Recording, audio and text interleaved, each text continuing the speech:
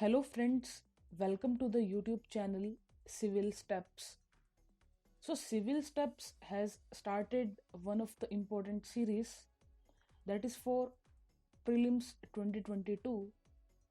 So Target Prelims 2022 initiative of Civilsteps will help students to cover the important topics of history, geography, polity, economy, science, environment, and current affairs. So this Target Prelims 2022 series has started from 19th of December 2021 and will help you to cover more than 1000 important topics for prelims examinations. Target Prelims 2022 has been designed keeping in mind the dynamic nature of the UPSC Civil Services Examinations. Hence, Target 2022 focus on overall preparation of a serious civil services aspirant, and it will sail you through UPSC Civil Services Examination very smoothly. So today we will discuss important MCQs of polity.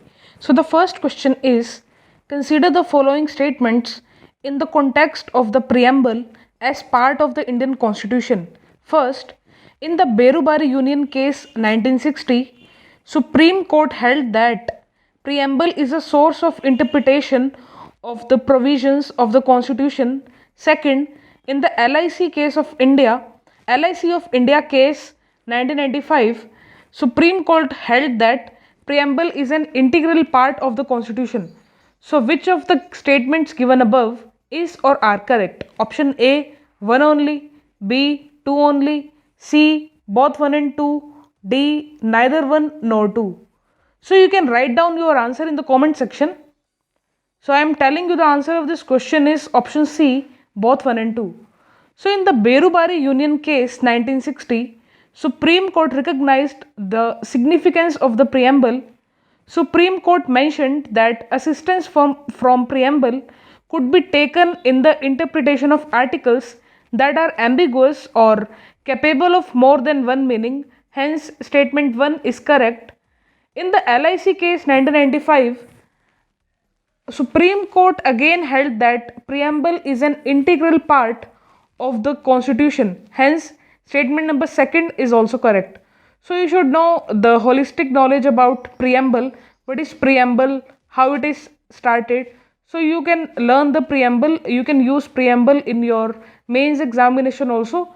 It will help you in prelims, mains as well as personality test. So preamble topic is very important, and in 2020 prelims examination UPSC has already asked questions about preamble. So let us discuss question number 2. Consider the following statements regarding zonal councils. First, zonal councils are statutory bodies established by an act of the parliament. Second, there is a separate zonal council for all the union territories combined together. Which of the statements given above is or are correct? Option A, one only, B, two only, C, both 1 and 2, D, neither one nor two. So you can write down your answer. So the correct answer of this question is option A, one only. So statement number 1 is correct, as under Article 263, President can establish interstate council for smooth coordination between center and states. The zonal councils, as mentioned above, are statutory bodies created by the Act of Parliament. Statement number 2 is not correct because the State Reorganization Act 1956 divides the country into 5 zones: northern, western, central, eastern, and southern zones. Northeastern Council Act 1971 created a separate Northeastern Zonal Council. As per the Act, there is no provision of a separate zone for the Union territories. For example, UTs like Chandigarh, Delhi belongs to Northern Zone along with states like Haryana and Punjab. So you should know complete knowledge about zonal council. So are these statutory bodies or mentioned in the constitution, and who is the head of zonal council? So likewise you can read about other stuff about other knowledge about zonal councils. So let us now discuss question number 3rd.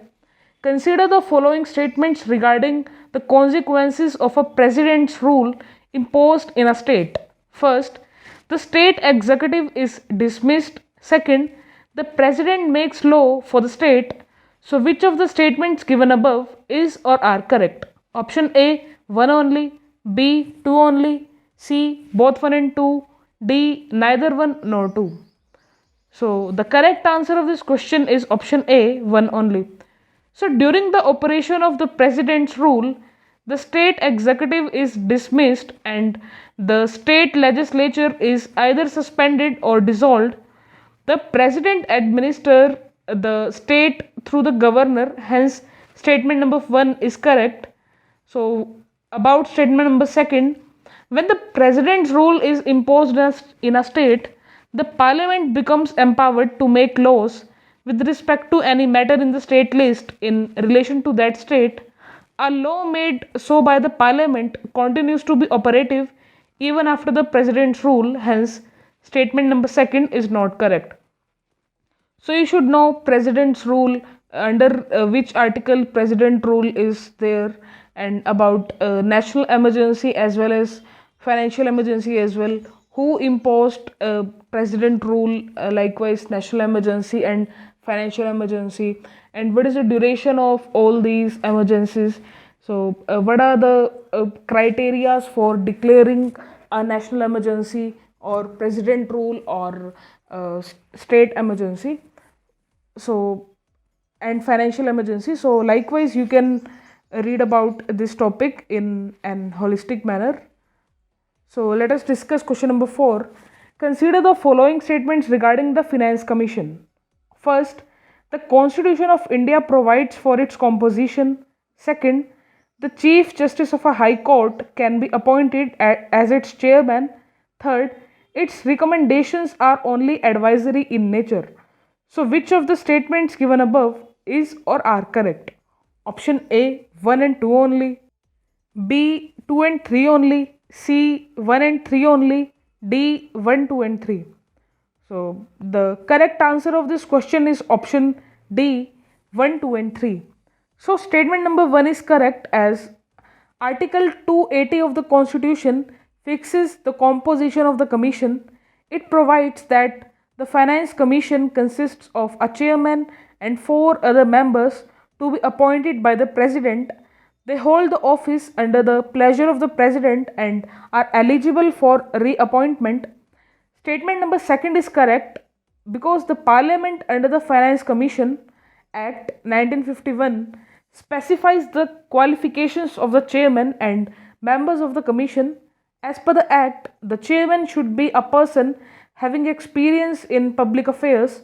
So persons under the 3 organs of a state, whether executive, legislative or judiciary, are eligible for appointment, and P.V. Raj Mannar, who was Chief Justice of Madras High Court, was chairman of the 4th Finance Commission. So I already told you the importance of constitutional bodies and non-constitutional bodies. So you should know the important constitutional bodies, especially Finance Commission and Attorney General of India, UPSC. UPSC has already asked questions in mains examination also, like in 2018 or 19 examination, UPSC asked 15-mark question on Attorney General, and in 2021 and 2019 prelims exam, UPSC asked question on Finance Commission, and in 2013 or 14 also UPSC has already asked question on Finance Commission. So you can clearly see the importance of some constitutional bodies. So you should prepare these constitutional bodies holistically from the standard sources. So let us discuss question number 5. Consider the following statements regarding national emergency under Article 352 of the Constitution. First, the President can limit the operation of a national emergency to a specified part of India. Second, the President can issue a proclamation of a national emergency merely on the advice of the Prime Minister. So which of the statements given above is or are correct? So option A, 1 only, B, 2 only, C, both 1 and 2, D. Neither one nor two. So you can write down your answer in the comment section. The correct answer of this question is option A, one only. So a proclamation of national emergency may be applicable to the entire country or only a part of it. The 42nd Amendment Act of 1976 enabled the President to limit the operation of national emergency to a specified part of India. Hence, statement 1 is correct. The President, however, can proclaim a national emergency only after receiving a written recommendation from the Cabinet. This means that the emergency can be declared only on the concurrence of the Cabinet and not merely on the advice of the Prime Minister. Hence, statement number 2 is not correct. So, you should know about national emergency, President's rule, and financial emergency. So, UPSC can frame questions on this topic. So, that's it about this video. You can subscribe the channel and you can also press the bell icon. Thank you very much.